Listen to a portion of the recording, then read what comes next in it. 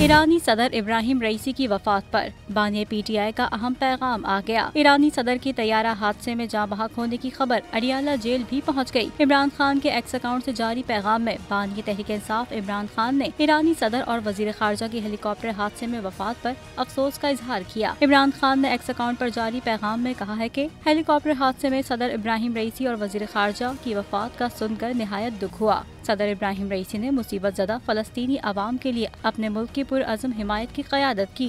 बानी PTI ने कहा कि हम इस्लामी जमहूरियत ईरान की क़यादत और अवाम के साथ ताज़ियत का इजहार करते हैं। गम और आजमाइश की इस घड़ी में हम ईरान और उसके अवाम के साथ खड़े हैं।